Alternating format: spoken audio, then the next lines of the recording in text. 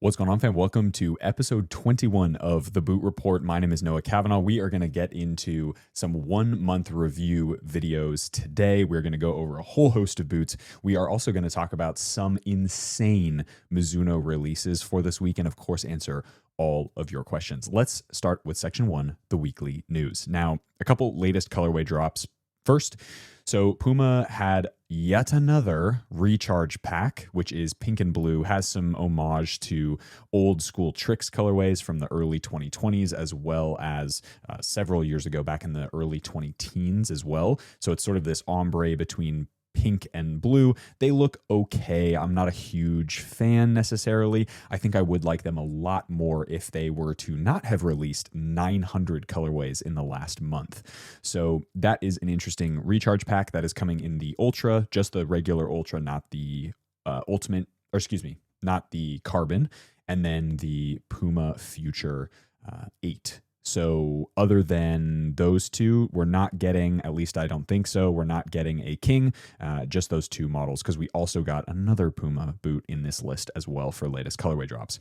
Trinity Rodman also got a signature F50 SparkFusion. That is the new women's F50 essentially, that's actually designed for women's feet. They are much different in shape and in feel.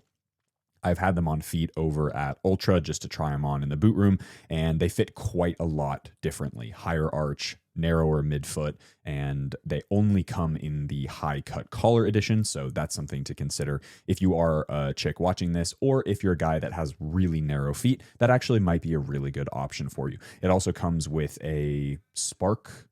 What did they call the sole plate? I can't remember, but it comes with a slightly new sole plate with actually really nice studs that are sort of an FG, AG sort of style type, which is really nice as well. So Trinity Rodman, who funny enough was impressively enough, was the 4th highest paid player in the 2023 World Cup. And the reason she is because she has a personal brand, which of course I am going to be switching all of my content over to. Athlete personal branding is something that I am so incredibly passionate about, and this is one of those examples that I think speaks volumes about her as a player and Trinity Rodman as a brand. So just from a stat perspective, just to give you an idea, she made a total of $2.3 million that year, and 0.8, so $800,000 was on pitch. So that was playing for the national team, playing for her club team, and all of the contracts that come on with actually just having a contract in football or playing for the national team. Off pitch, she made $1.5 million. So that's endorsement deals with Adidas and other brands that she's associated with. So 65% of her income comes from outside sources. You can look at the top 10 players from that Women's World Cup, and all of them made more money off the pitch than on the pitch. Now, this could go two ways. Some people in the comment section might be saying, yeah, well, that's because women's players aren't paid as much as they should be on the pitch. That's very much a fair assessment. And also, you see this paralleled over in the men's game as well. So there are the anomalies are the CR7s of the world who make $50 to $80 million off the pitch, but because they play in places like Saudi Arabia that has crazy money, he'll make 250 odd some million dollars in a year or whatever it is. And so that's an anomaly. Most professional players will make more with their endorsement deals than they actually do with their on-pitch contracts. And that comes from personal branding, that comes from actually curating a message around yourself, creating brand stories, et cetera, which I am uber passionate about. I will be talking about that in my new podcast. Do you like this? This shirt looks really dope on camera, by the way. New logo on the shirt, which is absolutely sick. So Trinity Rodman, really interesting story there. But SparkFusion for her, which is a cool colorway, I think. Then we officially got the launch. I know I mentioned it last week, of the White Tiempo Legend 10 Luxe that was on the feet of Virgil van Dijk. We've seen it on a few other players as well. Musiala probably would be wearing this if he wasn't injured. And so these are a pretty nice pair of boots. They look really nice. I am interested to see once I get them in Ultra if they are a pair of boots that comes close to the texturing of the Montebelluna Tiempo Luxe down here. And the reason I say that is because the sort of dragon scale or snakeskin looking texture looks visually pretty nice. I just don't know if it has that matte kind of leather finish that we come to enjoy from a Montebelluna Tiempo, something that's got, what's another example? Like this, the synthetic leather from the X-Fly Pro 3. This is a more of a matte finish that gives the upper a very nice amount of texturing to it, and also allows the boot to sort of stick to the ball in wet weather conditions. So we'll see. It might be pretty slippery like those Emerald Pack Tiempo Legend 10s, but we'll see when I actually get them in hand. We also got another Puma boot, which was the Christian Pulisic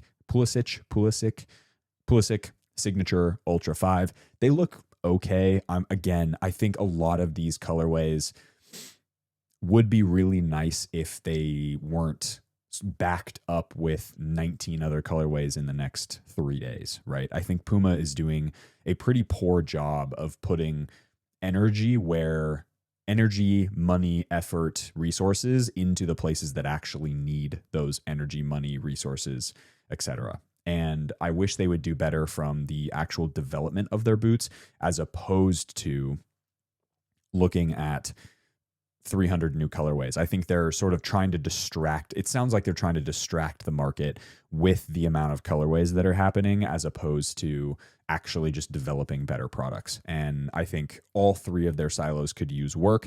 Arguably, the Ultra, which obviously this is the 5, but the Ultra 6, the new Ultra 6, is definitely a boot that I think is probably the best out of the 3, I would argue, because it's very, very specified. It's got a really nice DNA around it. It's very, very aggressive.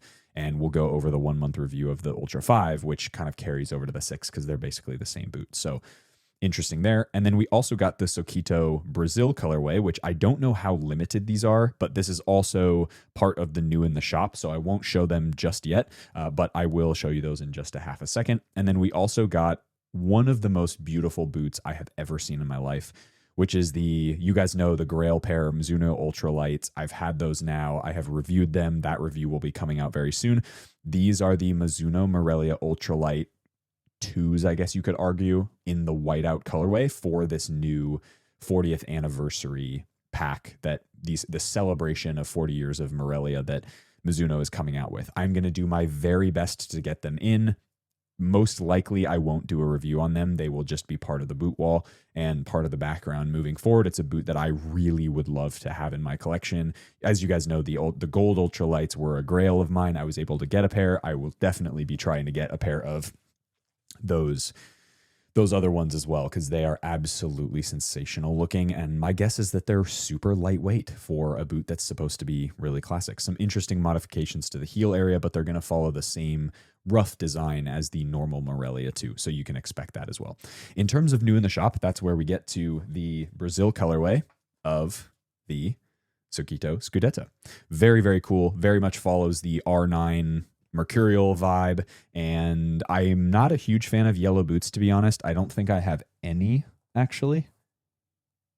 I have one pair of yellow boots, and that is like a orangey yellow pair of the Power Cats. Other than that, there is literally zero yellow, and we're not counting Volt, like the Nike Volt colorway, the electric yellow. That's not crayon yellow. This is very much a Brazil yellow, and I'm not a huge fan of this yellow colorway, but with the green, with the sort of homage to the R9 Mercs, it's a cool look. It's a cool look. And the Sokito Scudetta is also a fantastic pair of football boots, which we will be getting into as well. I have the pair that I've actually worn quite a bit that we'll go into in the next section. So without further ado, section 2, boot talk. The hashtag Wear Your Boots Wednesday winner for this week, we had 2, and we had one that was an Adidas remake. So we had Amin Jazni _ apologies if that's one name or I'm totally messing that up. Amin Jazni _ the Adidas Predator Absolute. So that's the 2006 Preds in gold that Zizou wore in the World Cup, where they lost in the final to Italy. and they're an absolutely beautiful pair of football boots. I have had them in hand. I've tried them on. They're cool. They're comfortable. But I think Adidas totally overdid the Predator remakes. And so for me, Pred remakes are kind of meh. I'd rather them do something more like the David Beckham Preds that's a leather Pred based on the newest model. So it's taking the heritage of a leather material that we got with classic Preds that everybody loved, and then it's turning it into something from the modern day, which I think is awesome. I know they are probably coming out with one very soon for the Predator 25. So obviously we have the David Beckham and the Rotero, wherever they are here. And those were for the Pred 24, and then hopefully we'll get one from the 25 as well. And then at Cloudy Rice for the fourth time or something, Cloudy Rice has an unbelievable collection. A pair of Wave Ignitus 2s, which were the purple edition, and I believe that was the first of the Wave Ignitus 2s that were specific to Keisuke Honda. I apologize if I'm mispronouncing that name, but the legendary Japanese player. And he wore Wave Ignitus 2. He was known for his knuckleball free kicks and his shooting ability, and he was just a fantastic player. So Cloudy Rice, really, really cool pair. I would, if I had to put 1-2, I would probably do the Wave Ignitus 2 first. That would be my first pick. And then the Predator Absolutes were also pretty sick as well. Okay, let's jump into the main meat of the podcast, which is going to be performance breakdown. So this episode is going to be predominantly, basically for the rest of the episode, outside of the questions at the end, we are going to get into the 1 month review videos that I will not be doing. And I wanted to lay out a bunch of boots. We have 1, 2, 3, 4, 5, 6, 7, 8, 9, 10, 9 or 10 boots here that I wanted to talk through that were sort of the main boots that I didn't get a chance to do the 1 month reviews. And now that I'm switching away from boots, that is going to be something that I didn't want you guys to miss if you're looking to buy a pair of these. Some of these will be a little bit older, like the the Puma Ultra 5 Ultimate, but a lot of these are going to be able to carry over to the next generation because there hasn't been a whole lot of crazy updates, but I will mention that if that does come up. Okay, so the first boot we are going to go over, one more caveat, by the way, if you guys are wondering why there's no 10 out of 10s ever, the reason I never rate something 10 out of 10 is because there's no such thing as a perfect boot. There's no such thing as a perfect sole plate or a perfect amount of comfort. There might be for you, but the reason why I don't do 10s is because it has to be somewhat objective. This rating has to be, it can't just be my own opinion, because there would be the Wave Cup would be a 10 out of 10, right? But it's probably a 9 out of 10 or an 8.9 out of 10. So just so you have a little bit of context. So the first boot we're going to go over is the Predator 25, the Elite Pred 25. The majority of the time I've spent in this 25 model has been with the FT. So we are going to evaluate it from the FT perspective. That being said, you could look at this from either the FT or the regular laced model, although I definitely prefer the FT. So for the rest of these boots, we're going to go over sole plate, and this is performance usually. So how the sole plate is, how the upper is, how the heel is, what the comfort is like, the performance, how does this boot perform, the durability, and where on the scale of really crazy X factor versus it's really boring and there's not really anything special about it. So in terms of the Predator 25, just an overview of this boot. I absolutely love this boot. I think it is sensational. The 24 was in my top 10 boots of last year. This just takes it up to 11. This is a boot that I love and I have really enjoyed training in and playing in. I have gotten probably 7 or 8 hours worth of intense training in these. They look pretty clean, but that's because I try to keep them pretty clean for photos and stuff. But definitely some scuff marks there on the end, and it's a pair of boots that I really, really love. So without further ado, the sole plate of the Pred Elite 25 is a 7 out of 10. It's not super special, but it's also well above average. I think this does a really nice job for what it is. Is it the best Predator sole plate of all time? Of course not, but I think for a modern day Predator, it's lightweight, it works really well on AG and FG surfaces, and I don't have a problem with it. So a 7 is like slightly above average. Well done. No problems there. Don't really have any qualms with it, and we move on. The upper is a 9 out of 10. This is the highest rating I will give in all of these 1 month reviews for any of the categories. This upper, this hybrid touch upper is absolutely sensational. It is softer and yet still performs about as well or even better than the previous model that was slightly stiffer and thicker. This seems to have gotten a little thinner, a little bit softer, and the out-of-box comfort and the comfort while you're playing is just almost second to none if you want that synthetic leather-like material. It is really impressive what they've done here, and I absolutely love this hybrid touch upper. So 9 out of 10 there. The heel area is probably one of its weak points. I think this could be improved quite a bit. I don't have all that much of an issue with it, but I know a lot of people will struggle with the way that this boot is shaped in the heel, so it gets a 6 out of 10, about average. Yeah, right about at 6 out of 10 is about an average score. Comfort. This is an 8 out of 10 for me. Could it use maybe a little bit better comfort in the heel area? Yeah, that's why I knocked it down to an 8 instead of a 9. But outside of that, this boot takes a little bit of time to break in for me, particularly here in the midfoot area, but it is absolutely stupidly comfortable after about 2 hours of break-in time. And 2 hours for me as a really wide-footed player is really not that much. And that's why I harp so much on the few boots that I can slip into without any break-in time at all. So, but this is one of those boots I need just ever so slightly. So comfort, 8 out of 10. From a performance perspective, I'm going to be honest with you, this is probably one of the best on the market right now. This is easily a 9 out of 10. This is an incredible pair of football boots to wear. It does everything well. It's got a great touch. You can choose whether you want the laceless model, the laced model, the fold-over tongue model. So they give you options, which is really nice. You don't see that with a lot of other top-end models, aside from maybe F50 with its high cut and its low cut designs. And that's even within the Adidas family. And so I think this is one of the best performing boots all around in terms of feel for the ball, thin upper, but also wraps your foot really beautifully and nice and has a really nice ping to it. I mean, it should because it's a Predator, but they really make you feel like you can just hit that cross field diag like nobody's business. So performance, excellent. Number nine, 9 out of 10. Durability, 8 out of 10. I have beaten these to crap, and yes, I know there were some issues with the initial colorways of the Pred 24, but I don't drag my toes at all, nor do I have any weird running technique where I would have issues with durability.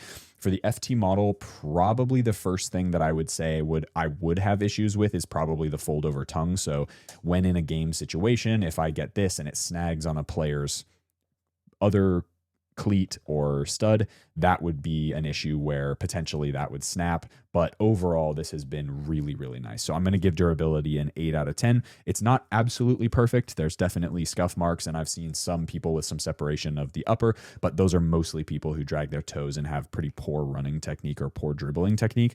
But again, I'm not here to judge technique. I'm here to judge the durability of football boots.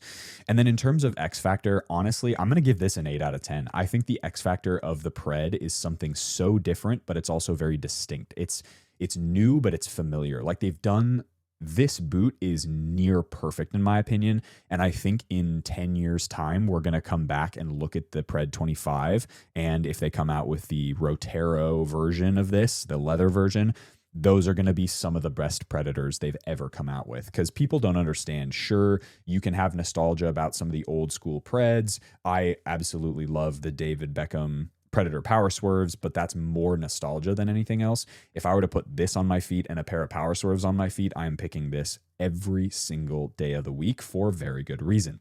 So X Factor, 8 out of 10, which brings us to a total score to 2 decimal points. We're going to just go to the hundredths of 7.88 out of 10. Very good, above average. And this probably could have been a 8+ out of 10, which is a remarkable score. And anything above an 8 or above is like wild, wild, wild. So we're very, very close to that. The only reason I think this didn't get that type of score was because the sole plate maybe could have a little bit more specialness to it for what a Pred is. And then the heel area is the really the one score. Because if you bump that heel area up, you maybe make it a little bit more suede-like, a little bit more padded. Sure, it looks really nice and low profile. I don't personally have that many issues with it. I would personally probably rate the heel area like an 8 out of 10. However, I know that it's a very awkward shape for some people, as opposed to, let's say, something like the Scudetta, right? That's got a very neutral heel area. It's going to fit pretty much most people. And so that's why I've put it down, which gives us a final score of 7.88. Now moving on to the, I'm going to throw that on the ground, to the X-Fly Pro 3, which I mentioned earlier. Now, this is going to be, for a lot of people, I think this is going to be boot of the year. For me, it's a very, very, very good football boot. And I'm super excited to try the X-Fly 6, which I still have to do the review of, because the differences between the two are very subtle, but I tend to prefer the X-Fly 5, X-Fly 6, X-Fly 4 series, as opposed to the X-Fly Pro series. So we'll see kind of how they stack up, at least in my opinion. But I think from a technology perspective, this one is more advanced, so to speak. And I think more people are going to enjoy this, even though the general construction is about the same, aside from the sole plate. So this is a very, very comfortable football boot. I did mention in my playtest video of this that I probably would size half down now that I really have had time to play in it and break it in. I have a little bit of too much space around the toe box area, and then I feel because of that, the heel slips ever so slightly, which happens literally 0% of the time when the sizing is correct on Asics boots, because this heel area is immaculate. It is one of the best on the market, hands down, and I don't think anybody would argue with me on that one. So in terms of sole plate, this is a 9 out of 10 sole plate.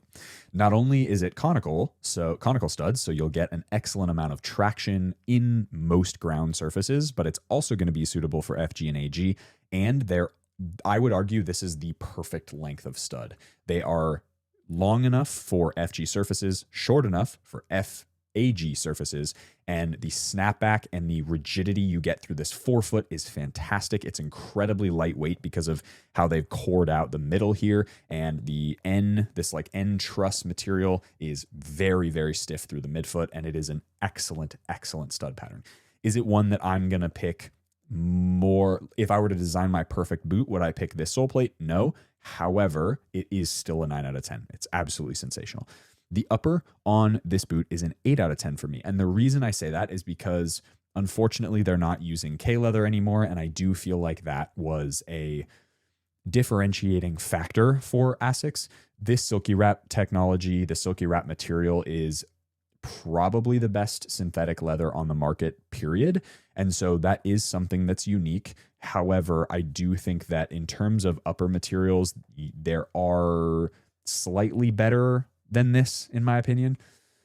I don't know why I have it in an 8, just something about it, like something personal to me that I can't find the words for, knocks it down just 1 point. 8 is still well above average. It's excellent. It's an excellent rating. Anything between 8 and 9 is very, very good. It's just not, it's not the best of the best of the best, in my opinion, but it's still amazing. The heel area, nothing to be said here. It's a 9 out of 10. Comfort, also a 9 out of 10. This is an incredibly comfortable football boot, regardless of what your foot shape is. I have really wide feet. Took me 0 time to break in. The caveat there is this was a 9 US as opposed to an 8.5, which in retrospect, I would now have gone down half a size, which may have affected the comfort score, but it would have been an 8.5 or a 9 regardless, because I think this silky wrap and the midfoot synthetic material, this is one of the most comfortable boots on the market, bar none. And I would say that for most of Asics products. I think the Lethal Testimony, you look at regional products as well. So the X-Fly Pro 3, the X-Fly 5 out of Japan, the C3 out of Japan. Then you look at the Australian market, like the Lethal Testimonial, the Swift Strike. Regardless of material, which they use different ones for all of those boots, every single Asics boot is built for comfort, and that really shows with all of their products. Performance, this is an 8 out of 10. It's very, very good. I'm just looking for something a little bit more if you're going to talk objective performance. Is it excellent, better than most other boots on the market? Absolutely. Durability perspective, it also an 8 out of 10. I do, on the previous model, have had a little bit of issues with this cored out area, so I'm going to knock it down 1 point. I have had 0 splitting, although in the past I have seen pictures of and some other and old models of this boot have had a little bit of splitting along the sole plate, particularly on AG surfaces. And yes, I know it's not an AG sole plate, so you shouldn't wear it on AG, blah, blah, blah, blah, blah. I'm doing what I want to. That's my durability score, is an 8 out of 10. Still very, very good. Then as far as an X factor, I got to be honest with you guys, I'm going to give this a 5 out of 10. And that's probably shocking to some people who absolutely love this. But in terms of it being a special experience on feet, I don't think that you can say that it's remarkably special, given that we have Mizuno products that do similar things. We have other Asics products that do similar things. And there are alternatives that have leather to them that also feel exceptionally comfortable. I'm trying to think of the Unozero Aventto is also a great option, that are all sort of in this category of leather or fake leather in the forefoot, synthetic in the midfoot. And this is a boot that, although I do think is remarkable, that's the one thing. It's just not, it's not special. It doesn't have that, whoa, what is this? I think most people trying this on, if you haven't tried on the Morelia Neo IV and you haven't tried on an X-Fly 456 product, this is going to feel insanely insanely remarkable and insanely unique. It's going to have a very high X factor for you. But for somebody like myself who's tried all of the majority of the Japanese products, a lot of the American and European products as well, and Australian products, this doesn't feel as special as some other boots in this list, and doesn't feel as special as some of the other stuff on the market. So that puts us in an overall score of 8 out of 10, which is very, very good. Anything above an 8 is like, if we're on a ranking, what is that called? A tier list. If we're on a tier list, this is still, anything above an 8 pretty much is an S tier football boot. This is very much an S tier football boot. Asics X-Fly Pro 3. Very, very good stuff.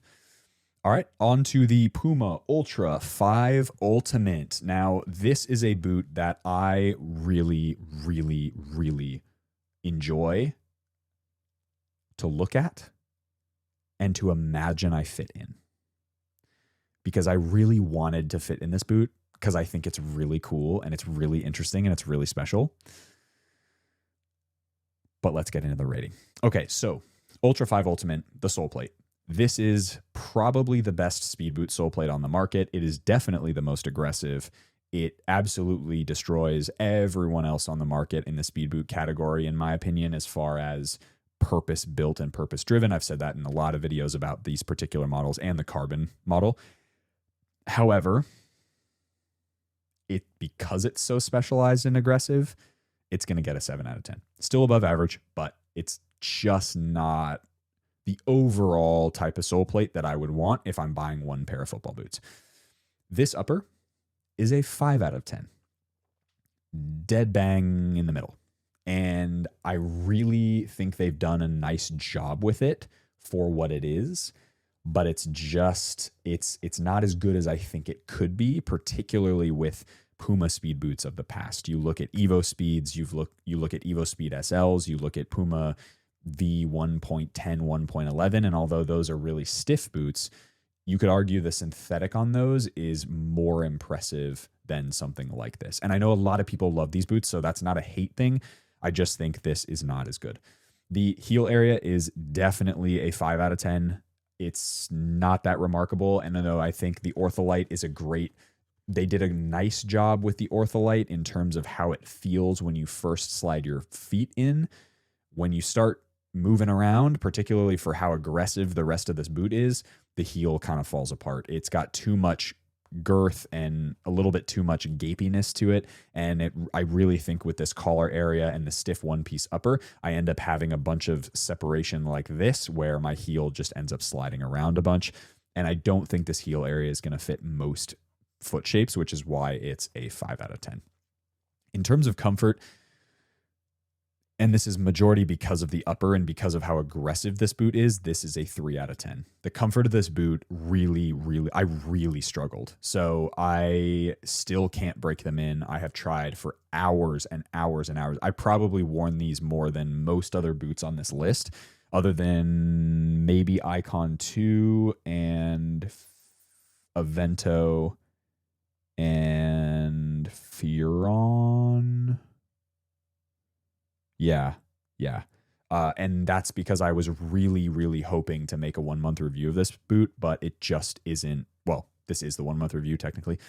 I just don't think this is a very comfortable football boot, and that's annoying. So unless you have the perfect foot shape for this, it's not a boot that I'm going to recommend to most people, even though it's the most focused speed boot product. And I actually love the idea of this boot, and it just doesn't execute as well as I wanted it to. Now, in terms of performance, that's where we get to a 9 out of 10, because if you're looking for the most insane hardcore performance product and you fit in this is the only other thing, in my opinion, that comes close to this, unless you're looking for something slightly different performance. But if you're looking for the most raw, hardcore speed boot on the market, the only thing that competes with this is the Mizuno Alpha 2. And that is saying something, because the Alpha 2 is a god tier football boot. It is S tier. No, we'll get to the rating in just a little bit. 9 out of 10 for performance.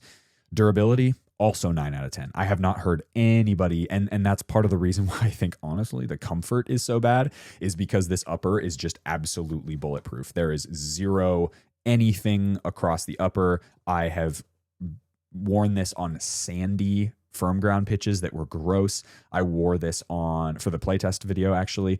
I wore this on AG surfaces, although it was very aggressive. Like, this boot has gone through the ringer and nothing.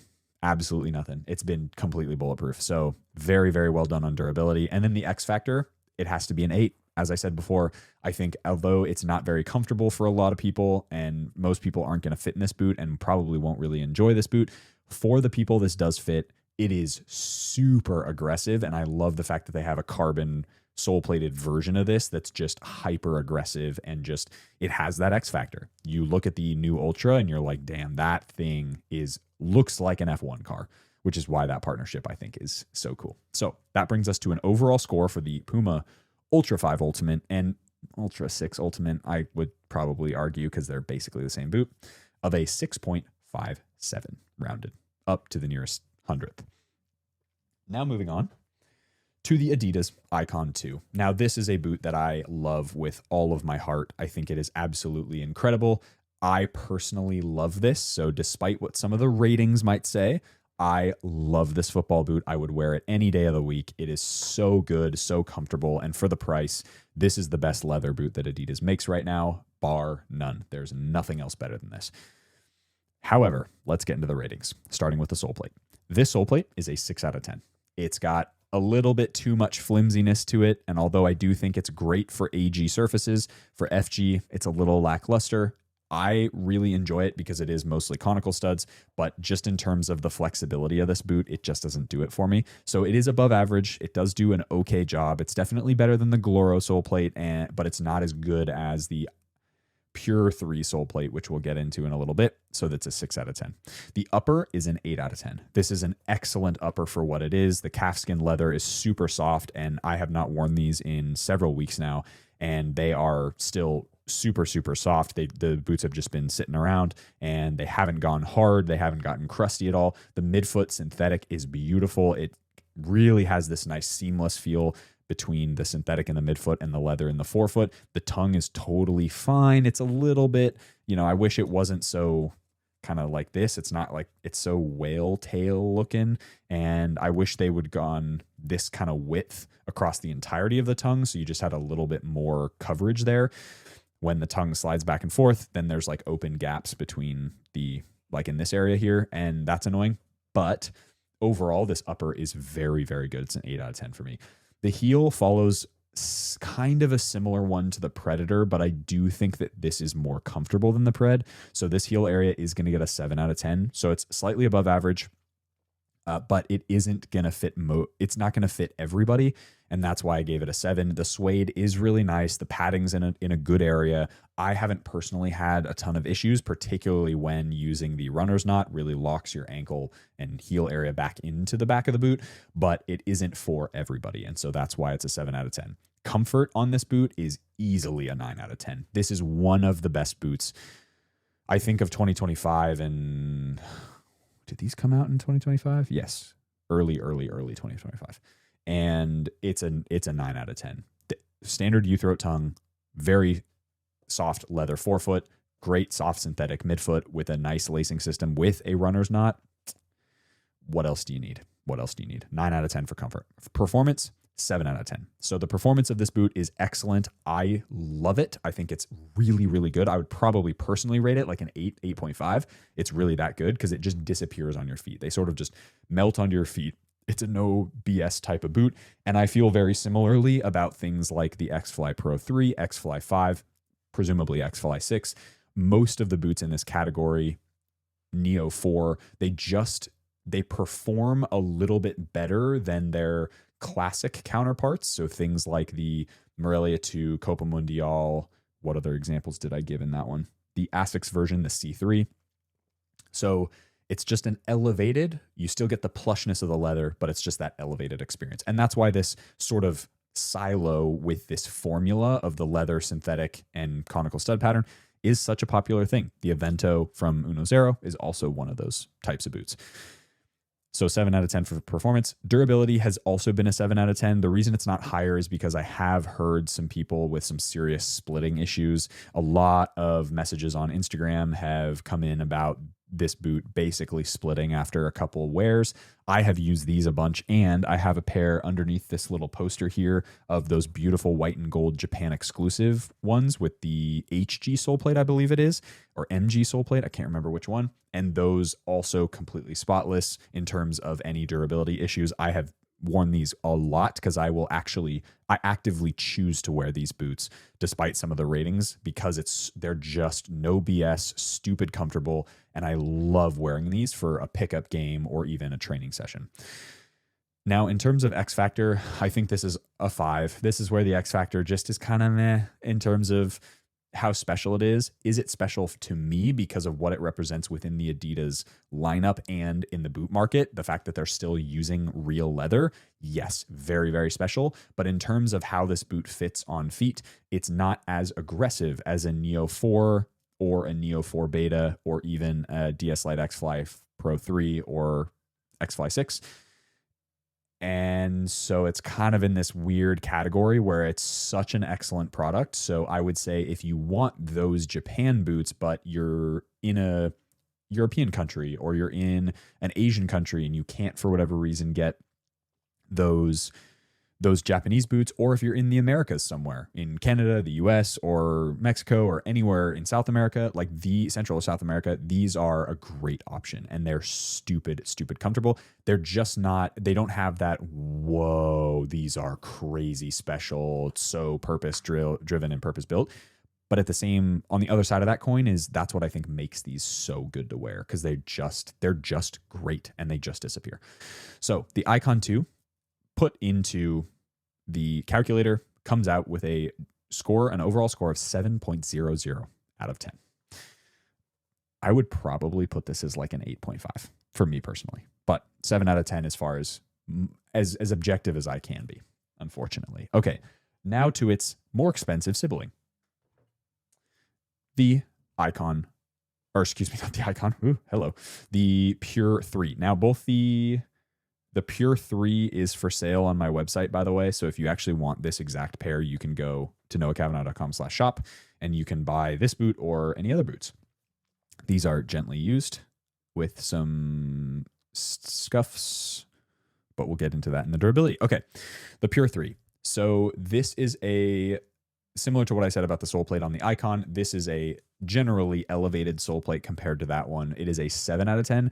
The reason it's a 7 out of 10 is because it's not very lightweight, but it does do a much better job in terms of performance, and it's got a great balance of the conical stud pattern with these half moon shaped studs that do a great job in terms of kind of aggressiveness, and they just give you a little bit more bite compared to the Icon 2. So a 7 out of 10, 1 point higher than the Icon 2 sibling. Now, in terms of this upper, I think it's good. It's technologically really impressive. I just don't think it does as good of a job because it's almost, for a Copa, it's almost too much maybe.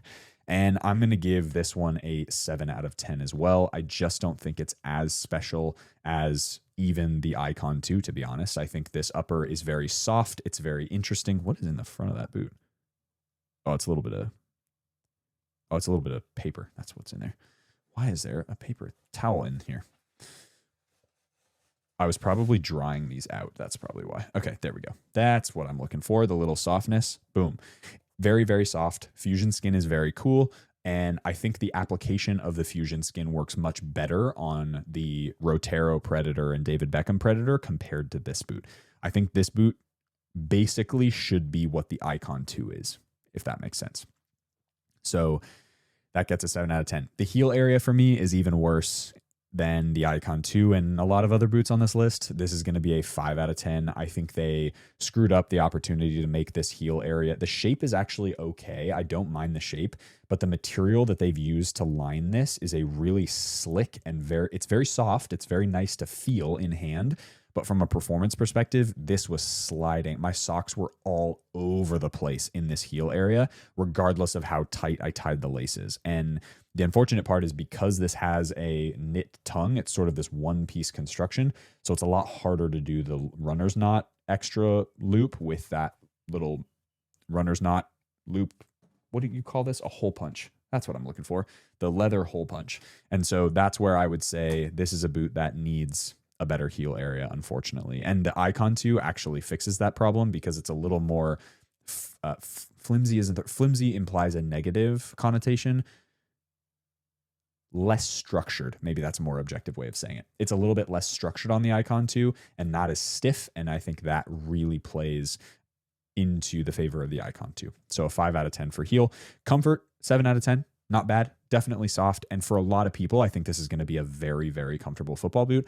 I just find it to be a little bit an issue in the midfoot. It's got a little bit of a wonky shape. If you run without your eyes being open, if you run your fingers all the way up, it feels like that because of how narrow this area is and then how wide the forefoot area is. And that's indicative of the break-in period of time, particularly in this midfoot for me. So that is a 7 out of 10. Still decent, still above average. It's a comfortable football boot. It just isn't perfect in my opinion. Performance, 6 out of 10.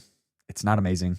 And it's about average for me. It's not something that I'm going to pick off the shelf and go and play in it. I would play in the Icon 2 literally 100 out of 100 times compared to this. And any other leather-like football boot compared to this. Durability has been a 6 out of 10. Or excuse me, performance was a 6 out of 10. Durability, 8 out of 10. Not a whole lot of issues. Slight scuffing, but that scuffing is a color thing, not a durability thing. So some scuffing around. I would imagine that this leather, there is a little bit. You can start to see it. It's very small, but right there, you can see there's a little tiny bit of separation. My guess is that if I continued to use these in a very aggressive manner, that would split pretty soon, particularly because I'm left-footed. So this area gets a lot of wear over and over, shooting and crossing, passing, etc., etc. X Factor. This might piss a lot of people off. I think these are a 3 out of 10 in X Factor. I just don't think they're that special. As far as Copas go, particularly with a less expensive and more interesting version, I think this is just kind of dull at this point. The problem is, what do you do with this? I think they have to put this sole plate, something like this, or maybe a lighter version of this sole plate on the Icon 2 and call the Icon 2 the Pure 4 or whatever they're going to do for the next one. I just don't think this is, they've tried to do too much here. And I think it's become something that's just not, no one really bought. The Copa doesn't really move all that much. I know a lot of people, not a lot. I know a few people who really rate this boot and absolutely love it because it fits them perfectly. I personally just don't think that boot's that special. So where does this put the Pure 3? With an overall score of 6.14. Just above average. So sorry if you love the Pure 3, but also I'm not sorry because I'm glad you picked a football boot that you love, but man, I'm not a huge fan. Okay, let's rip through the rest of these. Oh, damn, we have 5 more. This might be a long episode, so buckle up. But I want to get these 1 month reviews to you guys. So here we go. Alpha 2.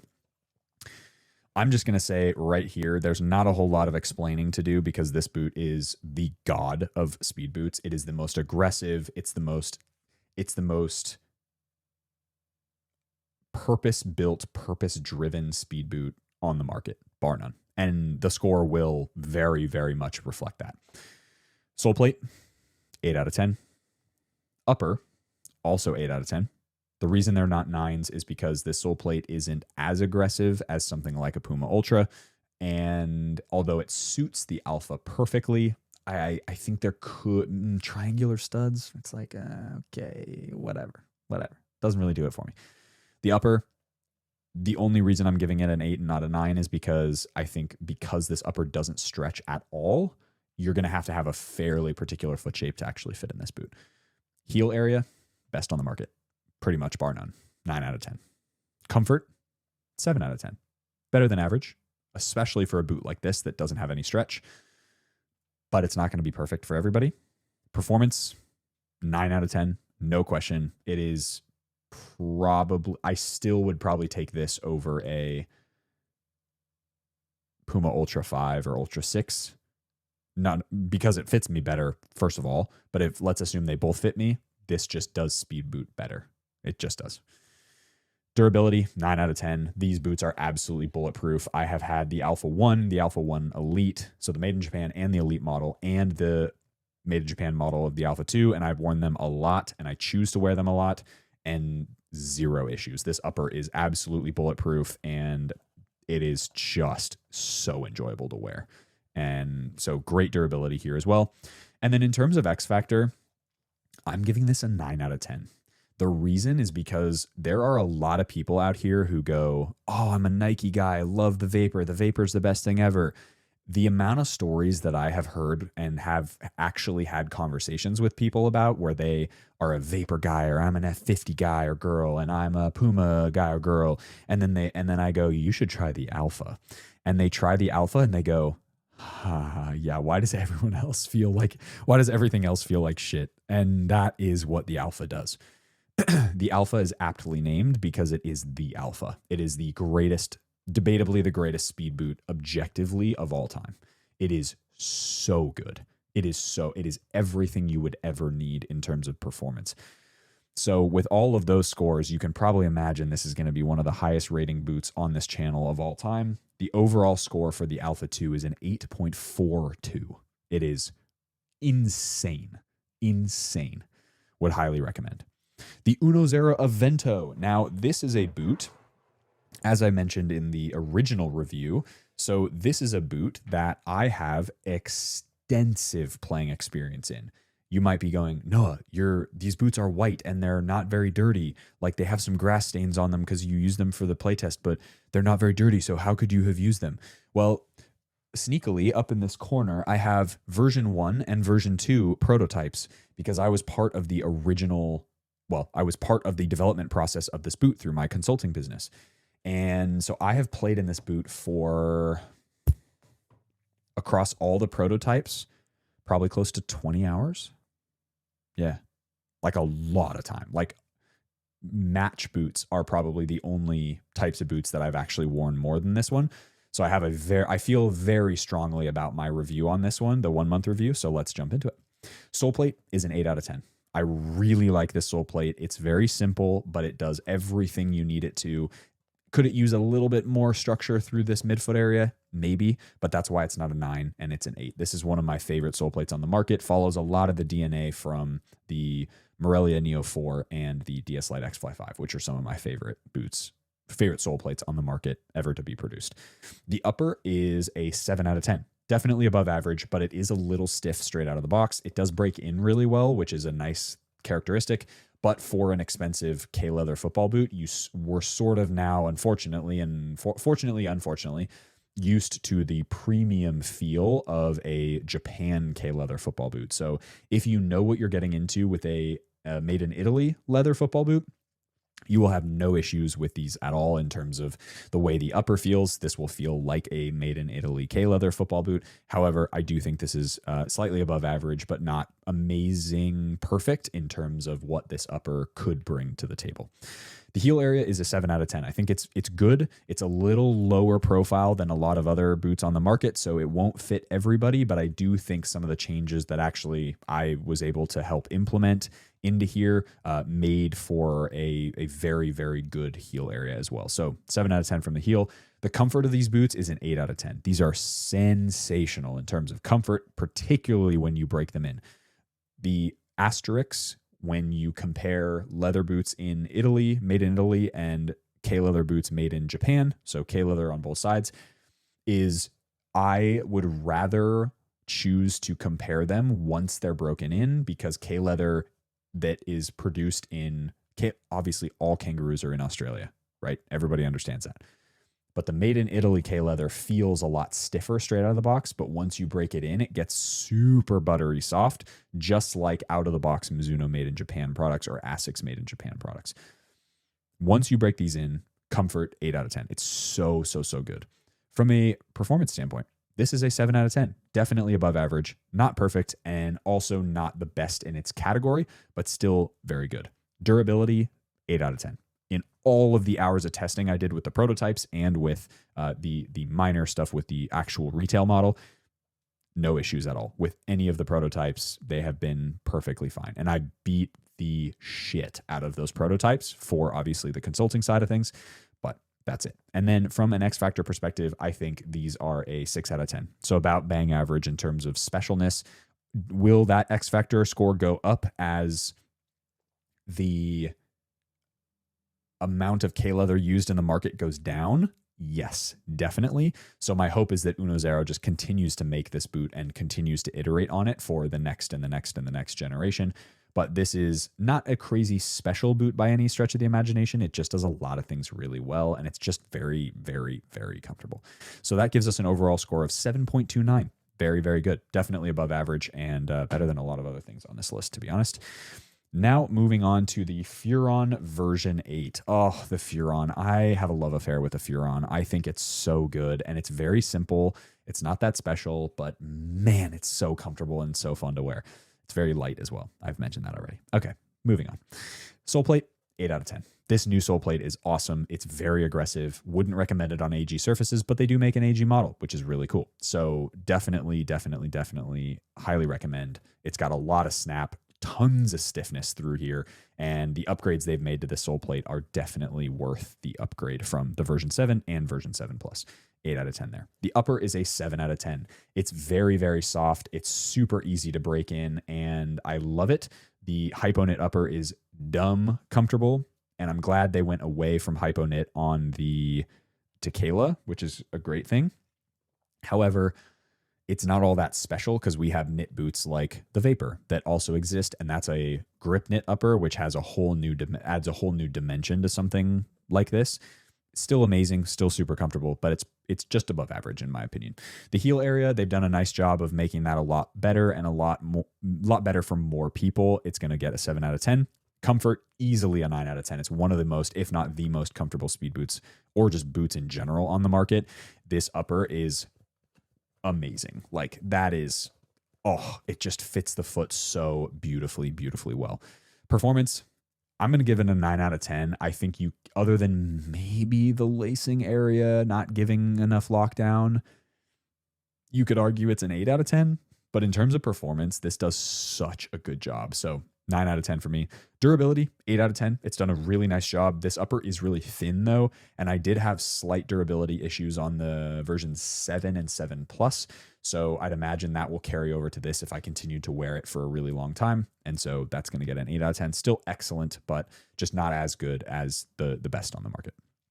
In terms of X Factor, this is actually getting a 7 out of 10, which is probably a little higher than I would have anticipated. But just in terms of what the speed boot market has become, it's sort of become this, you're either hyper specialized or you've got some crazy thing that already exists in other boots. Cough, cough, Vapor 16. And I think this just does a lot of things really well. And for a little bit less money than some of the top end models from other boots, this is just a fantastic pair of football boots. So the Furon version 8 gets a 7.86 out of 10. It is very, very good. And I really love and enjoy wearing the Furon. Moving on to the last two boots. So we have the Sokito Scudetta. Now this blackout pair and of course the Brazil pair are my personal pairs. I've since sold the original 9 US ones. I go up half a size for these. I have pretty decent playing experience with the 9.5 in the blackout. I had a ton of playing experience in the 9 and just discovered that it was a little too cramped for me. I broke the boots in. They're still really comfortable, but I just prefer a little bit more volume here in the toe box area, which actually feels incredible. These are one of the best boots on the market, in my opinion. So without further ado, let's jump into the first sole plate. 6 out of 10. I think these are bang average in terms of a sole plate. I think they could have done a lot better. Yes, it's really aggressive and it's very purpose driven for a firm ground pitch. I know they're coming out with an AG one soon, so I'd probably enjoy the AG a little bit more than I would this FG stud pattern. I just think this FG stud pattern is a little bit, it's very old school. It reminds me a lot of Wave Ignitus. It reminds me of old school Vapors with this 9-foot long studs in the back. It just, the studs are too much in my opinion. And I find that it performs really well on a firm ground pitch, but if you're on an AG pitch, it's just too much. It feels a little bit like those yellow leather Wave Ignitus remakes that I did a while ago. And there's just too much going on in my opinion. It's just, and I think it's got a ton of stiffness. It's very springy. The stud patterns, man, FG stud patterns need to be a certain way for me. And this is definitely not it. So 6 out of 10 there. Upper, easily a 9 out of 10. This is one of the best uppers on the market, particularly if you love that 2014 hybrid touch vibe and you really love the Messi F50. This is just a better version of that. This upper is sensational. It is one of my favorite on the market, and also why the Scudetta was one of my top 3 boots of last year. The heel area is an 8 out of 10. I think they could have made it maybe a little bit more padded, like ever so slightly, but this heel area is exceptional. It's going to fit most people because of that U-throat tongue. You're going to have tons of movability in terms of who fits in it and the amount of lockdown you're going to get in there. I think they did a really nice job with the heel. They didn't overcomplicate it, and it's just simple and effective. Comfort, 9 out of 10. Not a question. Deep and wide lacing system. This BioTouch upper is remarkably comfortable. It's so soft. It kicks the shit out of the Messi hybrid touch, in my opinion. The new one is really nice, but they did too much to the texturing and everything, so it actually makes it stiffer than the old model. This one is just no BS. It's so soft, and it's made of recycled materials, which is cool as well. The performance is a 7 out of 10. I think these are excellent. I personally would put the performance as like an 8 or an 8.5 out of 10. But I think given that the traction is too much for AG surfaces and there's not a ton of lockdown once you really get going, it's really good. It's well above average. It's not perfect for a speed boot, which is what this is meant to be. Durability has been 8 out of 10. No issues. Didn't have any splitting on the white launch edition that I got, and those ones were awesome. They lasted me a really long time. They were dirty as hell. I ended up selling them to a viewer of the channel, and there you go. Then X Factor. These, unlike a lot of things that we've talked about today, this is a 9 out of 10 in terms of X Factor.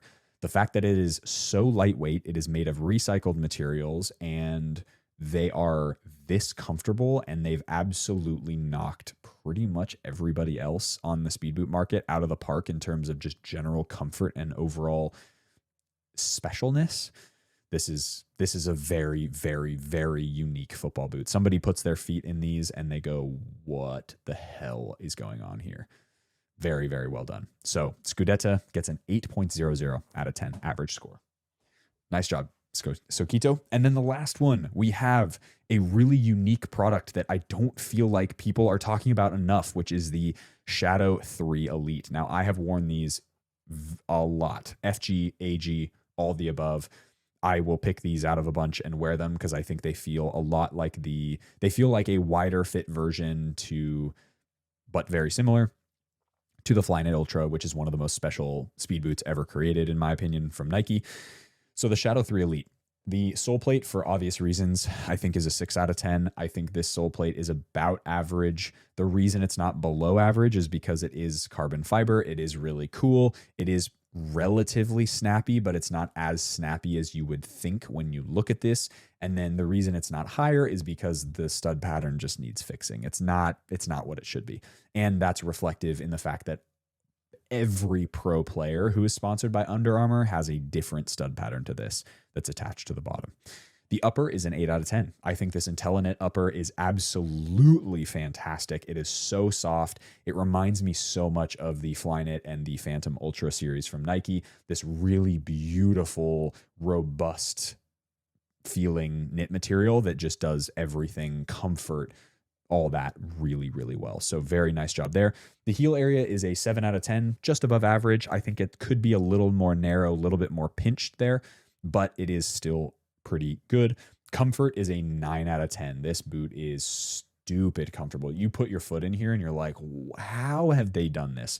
The shaping is excellent. I think it's going to fit most people, even if you have narrow foot. If you have wide foot, it's going to be good because you have sort of this exposed IntelliKnit here that's going to allow that shape to pull out a little bit, which is also great. Performance is a 7 out of 10. It's not my favorite boot on the market, and I don't think it's going to be for everybody because the knit is fairly thick. There's a lot less connection to the ball than, say, a knit from a Vapor or a hypo knit from the Furon we just spoke about a little bit ago. If you want a really padded, nice knit sensation and you don't want to pay the $400 or $500 for a Flyknit or a Phantom Ultra, this is very much the boot you want to buy because it's that kind of padded plush sensation that you might get from a leather model, but it's in a knit form. So it has this sock-like sensation and characteristic to it as well. Durability, 9 out of 10. Have had 0 issues, and I have beat the living crap out of these, and I am very impressed. So 0 issues. Haven't had any issues with the sole plate either, given that it's pretty old at this point in terms of it's been on multiple generations, but 0 issues for durability. And then the X Factor, I think these are an 8 out of 10 in terms of X Factor. Not only is the sole plate really unique looking, but this upper is such an interesting departure in, I think, a positive way from the Shadow 2 and the Shadow 1. This is just a really beautifully comfortable football boot, and I love what they've done here, and I'm hopeful that the DNA of this Shadow stays for at least a generation or two, just because I think subtle changes to it could help, but this IntelliKnit upper with the ribbed vibe to it just looks awesome. So Shadow Elite 3 comes in at a 7.71 out of 10. So those are your 1 month reviews of the most popularly requested football boots of 2024 and 5. All right, moving on to the last section today, because we are already more than an hour in. As I said before, this is going to be a long podcast, and it was going to be anyway with the 1 month reviews. Audience questions. Lachlan asks, how does the stitching affect material like leather or leather synthetics compared to when they mold or leave them relatively untouched? Example, Fly Touch, Nike Tiempo Fly Touch regular versus Luxe, Copa Icon versus pure silky wrap, etc. So stitching usually affects the shape, and it affects the way that the boots break in and the amount of stretch that a boot can actually have.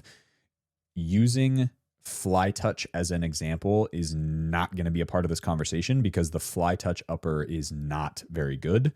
And I would say, although I was very surprised with the new Luxe Tiempo, the maroon one that came out several months ago, I do not think that is a good example. However, if you talk about let's use the best example of this, I think, which is the Morelia 2 and the Morelia M8, which is the cross-stitch version. So basically there's the regular Morelia 2, which just has stitching kind of laterally across the forefoot in this nice little wave. And then you've got the cross-stitch, which is sort of this woven, cross-stitch across the forefoot area.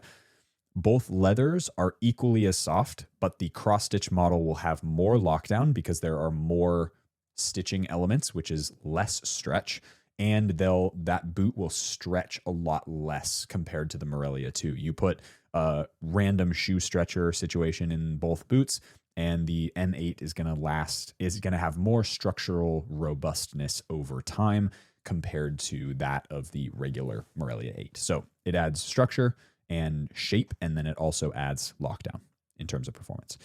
Daniel, I love the Morelia Neo IV, but the only one thing I found annoying is how the laces don't maintain the lockdown I want. They're kind of slippery. The boots fit me near perfect in an 11.5 US. Is this something you found consistent throughout this model? And have you found newer models improving on this? No, I think what is happening here is you have lacing system, the whole goal of lacing systems is to lock your foot in place. And so if you fit perfectly in an 11.5 US, it probably means that you need an 11 or even a 10.5, and that you need to endure a bit of discomfort up front in order to get the perfect fit once the boot has actually broken in. Because as I've said on my size guide, which you can download for free on my website, each boot has a certain amount of size that it will stretch to. So for the Morelia Neo IV, I believe on that one I said it's up to half a size. So because of the leather upper and the synthetic midfoot, which is very soft, both of those will stretch a quarter to a half a size over the course of break-in. So you go a half a size down, or in my case, I go true to size because I naturally wear my boots very tight, but most people are, how do I say this? Okay, most people are kind of pussies when it comes to breaking in football boots. They want a boot that's got a thumb's width of space in the forefoot, and it doesn't fit perfectly unless it fits like a sneaker. No. Football boots are supposed to fit like a glove. Like they are supposed to fit very, very tight. Football boots in particular. If it's a American football cleat or a lacrosse cleat, I don't know about those. Football boots, for context, I wear a 10 and a half in normal sneakers, US. I wear an 11 for running shoes. And then I wear a 9 or a 9.5 for football boots. Okay. So you are probably wearing a boot that's too big. That's why the laces don't no. The laces are there to maintain lockdown. You don't have the right size. Fernando, do you still feel like you're leaving? Oh, do you feel like you're leaving a gap in the boot review space, quality, experience, and perspective? Yeah, I do. I think that, and that was why the decision was really hard for me to make. And I think that I'm not out here to say that y'all watching need my opinion, because you don't. You can get your own opinion and you can kind of amalgamate the general consciousness of the boot world through other reviewers like Boot Wizard and Lockhart and Josh and J Mike and all these other guys. But in terms of why I feel confident and always have felt confident in my reviews, I'll speak to that. And it's because not only am I a former professional, so I actually know what the top end of testing a football boot actually feels like and actually should be, because of the force I can put through a boot and because of the movement patterns and because of playing at that level. But I also have done a really conscious job, whether it's good or bad, that's up to you to decide. But I've also tried my best to consciously be the highest quality production I can be with the lower budget compared to a Unisport channel or to a soccer.com channel, right? I don't have 10 grand to blow every video or invest every video, I should say, because I'm doing it mostly myself other than having Kelvin. Occasionally I'll hire a photographer or a videographer to help with special videos like the top 10 boots of 2025 last year, where I had a help on the field. But for the most part, it's just me. It's just me in the studio. I set everything up. I learned how to do all the lighting on my own, blah, blah, blah, blah, blah. So with those constraints, which is me, I'm the constraint, I have tried to bring the best quality content to you guys as possible. And I don't think that exists everywhere. There are places that do it better than me. There are places that are on the same level, in my opinion. But I don't think the combination of the way that I can speak about football boots and my presentation skills, being a professional footballer, having behind the scenes industry knowledge, because I actually work in consulting with these brands for their future products. But this is funny because this all goes back to my passion and what I'm moving into, which is a personal brand. And of course I'm leaving a space because you can go to Unisport for better quality production videos. You can go to Lockhart for the insane boots that no one else gets because he's in Japan. You can go to Josh if you want the most crazy detail-oriented shot list, or not shot list, but detail-oriented spec list of everything perfect about a football boot. And I feel strongly that that's why a personal brand is so special, because I bring something that no one else does, which is the personal brand and the things you come to expect from my channel. And I take a lot of pride in that because it's who I am as a person. That's what the personal brand represents. It's just what I'm doing is changing. So you'll still get all of that, and you'll still get all the specialness of the context and the personal branding stuff. It's just the output won't be football boots. The output is going to be athlete branding. So that's what I'm really excited about. But needless to say, in terms of how I actually feel, did I spare a thought to be like, oh, the boot review, the people who love watching boot reviews are going to miss me? Not really, because at the end of the day, it's my decision. And if I'm doing something in a way that's not aligned with who I am long-term, then it's not going to be right for the viewer either. And you're going to notice. And so, yeah, do I think I'm going to leave a gap? Of course, but that's more of an ego thing. And I think there are plenty of boot reviewers who do as good or better job than I do. And that's just what it is. Okay. Corey, the recent Mizuno innovation pack got me thinking, do you think Mizuno should add their ZeroGlide liner to the Morelia Neo, or should it remain only in the Alpha? Ooh, good question. I'm trying to figure out where you would put. I think no. I think it actually, maybe one place. Because that's a question in my head was like, you probably wouldn't put it in the heel because it would make it, having a heel area that aggressive with a forefoot that's really soft and plush, that's a very unbalanced dynamic. So I think the way that you could do it is I would put ZeroGlide on the insole, the removable insole, or the sock liner, if you will, so that it would be really nice and grippy on the bottom, but that you would still get the nice suede and softness of that leather, synthetic, and suede upper. Corey also asks, which dead boot silo from each of the big three, Nike, Adidas, Puma, should be resurrected? For me, T90, Nitro Charge, and Evo Power. Oh, such a good question. This is probably my favorite question of the day. Nike, Adidas, and Puma. Hypervenom Phantom 3, but that's purely because I am actually... Okay, this is going to be controversial to I'm like speaking to myself. I'm going to be controversial to the Noah Cavanaugh channel and actually say that the Nike Tiempo Legend 5 should be resurrected, or the Legend 9. Legend 4, Legend 5, or Legend 9. I think a leather Tiempo Legend has to be resurrected. That has to be the obvious answer. From Adidas, what silo?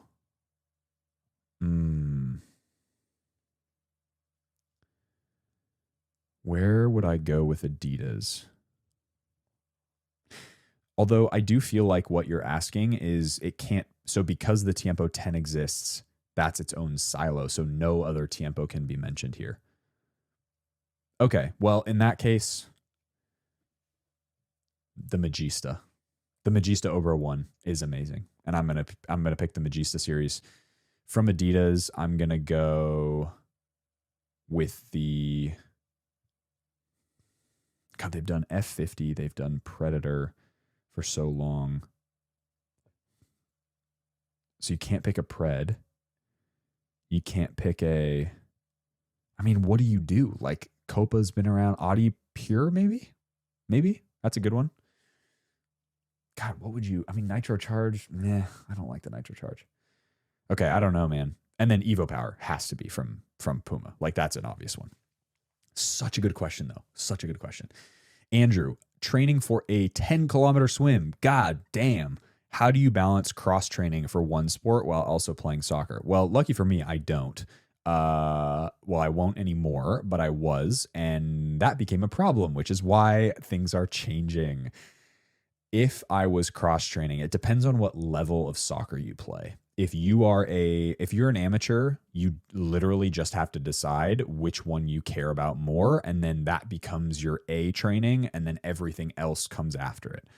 So it really only matters what you're going to be doing. That is your, like, you just have to make a decision of what's your priority. If you're a pro footballer, which I don't think you are, if you're a pro and you're like, I'm also training for a 10K swim. No. Don't do the 10K swim if you're a pro. Sorry, that's not how it should work. If you're a semi-professional, so you're not getting paid, or you're getting paid like $100 a game or something, or you're an amateur, just pick which one's more important to you and prioritize that. Cross training for, it's one thing. Look, it's one thing if you are doing cardio, if you're doing some sprint, some extra sprint work to get that lactic acid buildup in your body. As a cross training mechanism for football, no problem at all with that. If you're training for a 10K swim race, that's its own can of worms, dude. So would not do both. Dakar. I've watched some of your videos over the years and I heard you talk about cars. What are some of your favorite cars, new or old? Ooh, God, I love this question. Thank you, dude. I appreciate you asking this. Hell yeah. Okay. Car talk. I will put up on screen. Can I flip my thing around? I really want to make sure this doesn't. Okay. Gonna make sure the cords. Okay, so this is my show notes. That you can maybe see it or maybe not see it. That is a Lamborghini Murcielago SV. That is probably my grail vehicle. That's my favorite car of all time. So Mercy SV is probably my favorite sounding car as well. So Mercy SV is in there. The ND Miata, which I had in America, and I actually have one here in Australia. And I absolutely love that car. It is the most fun for the cheapest amount of money you can buy. It is the absolute best whip around car, mountain carving car. It's not very powerful, but it is so much fun to drive. And I have the soft top here because Melbourne is a lot less climate problematic for those types of cars. So I keep it in my garage and then I drive it probably 5 days a week or 5 times a week. And then the truck is my, like, how would you say? The Raptor, the Ranger Raptor is my work vehicle. And it's like registered as my work vehicle as well. So I do love trucks, to be honest, as well, but I really like sporty trucks. So I'm a fan of the Raptor series. I'm a fan, but that's not really like an enthusiast car. So I'd say ND Miata. I'd say Lambo Mercy SV. The Spider RS from Porsche. I've always been a Lambo guy, so that's kind of hard. Like I grew up with the Gallardo and very, very, very early, like way early, mostly late Mercies and early Aventadors. But I'm a massive, massive fan of all the V12 Lambos. I'm not much of a Ferrari guy, to be honest. I just don't care that much. Although, to be fair, the Ferrari FF, known issues, and there's a lot of like mechanical stuff that goes on with them. But a shooting brake V12 Ferrari is so sick. And I guess the Ferrari 812 is like, okay, it's the super GT of all super GTs. So like the F12 is dope, but the FF just looks really cool. Total grail car? Is it the Aston Martin shooting brake Zagato? Is it the Aston Martin Zagato? Yeah, the Aston Martin Zagato shooting brake. It's like there's only 12 or something in the world, and this is one of the coolest looking cars I've ever seen in my life. Oh my God, it's so sick. But they are uber rare, and they're dumbass expensive.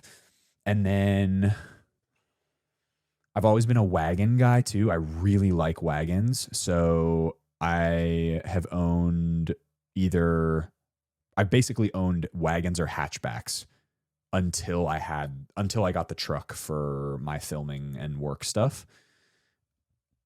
I've had a GTI, I've had a GR Corolla, I've had a Subaru Legacy wagon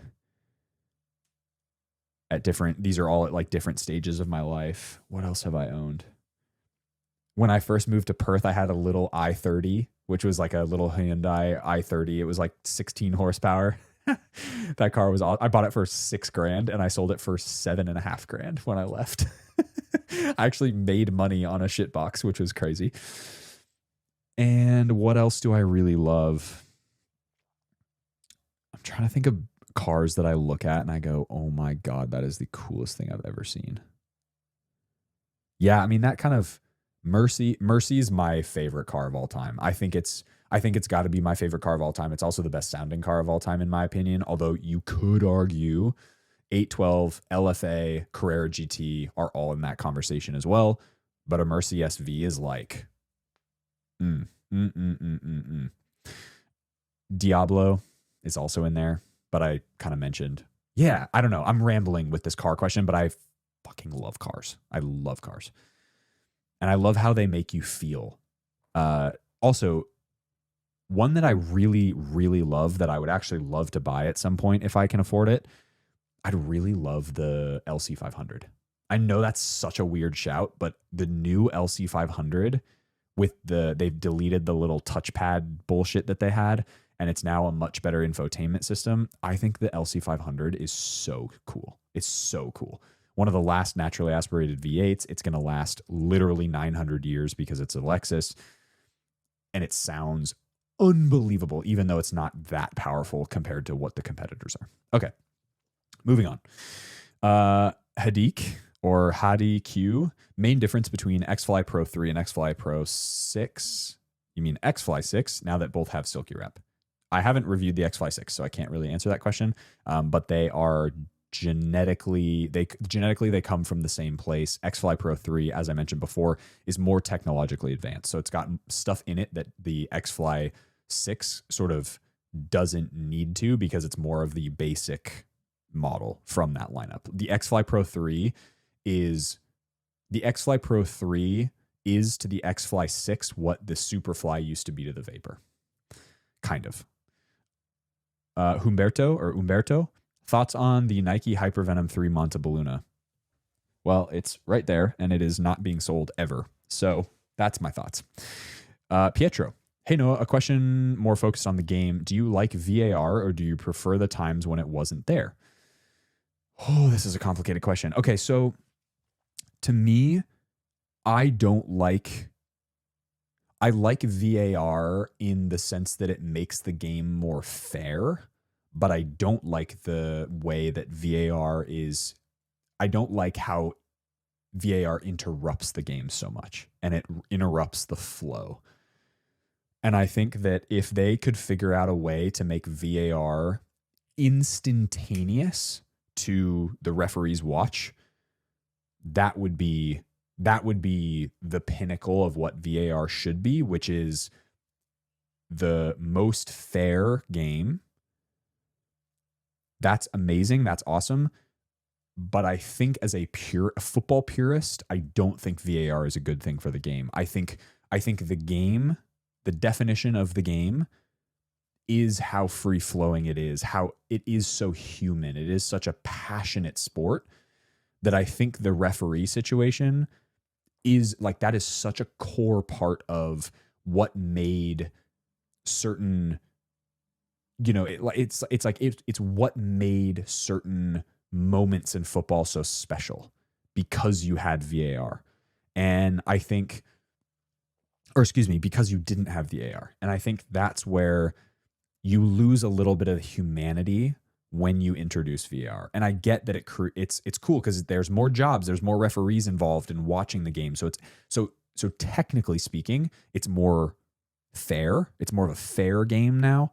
But I think part of the magic of football was that you left the decisions of fairness up to 4 people: the center ref, the 2 linesmen, and the 4th official.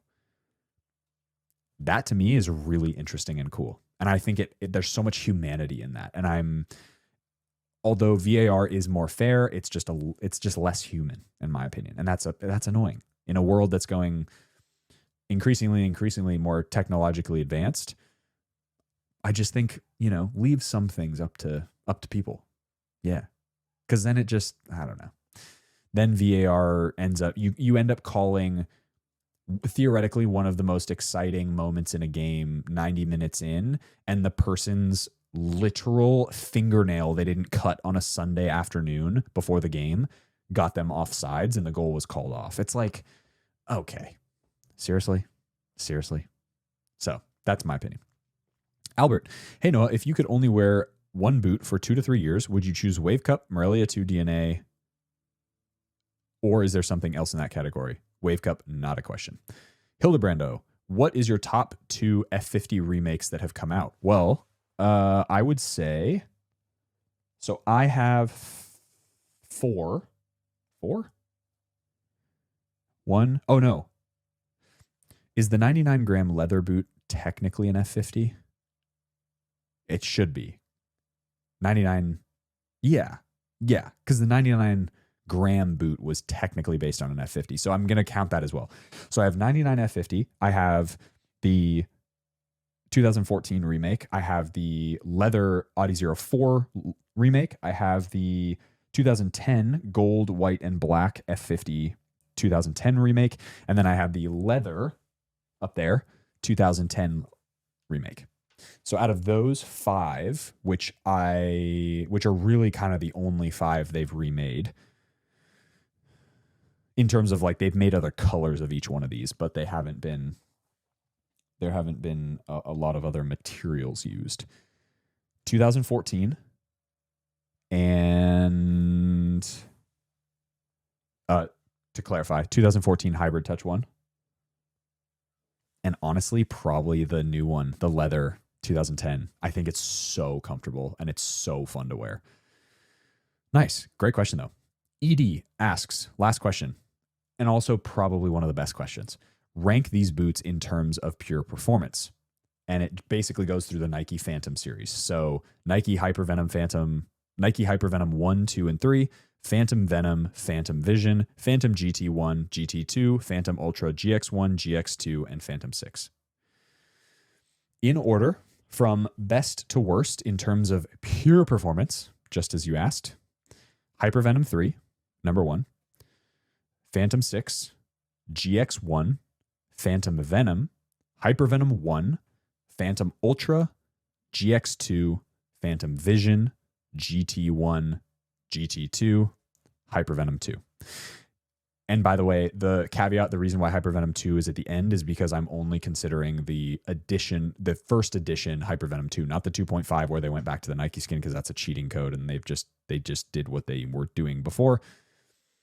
Debatably, that boot is actually one of the best performing Hypervenoms of all time. However, for the sake of this conversation, Hypervenom 2, that was the original one that Neymar had to go away from because it was so bad. That's my list. Hypervenom 3 at the top, Phantom 6, GX1, Phantom Venom, Hypervenom 1, Phantom Ultra, GX2, Vision, GT1, GT1, GT2, whatever order, Hypervenom 2.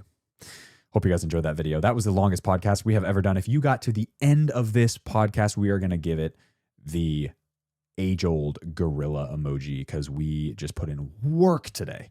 Both of you listening and me recording. So thank you for staying. If you did, give me that gorilla emoji down in the comment section below. As always, be awesome. Take care. See y'all in the next video.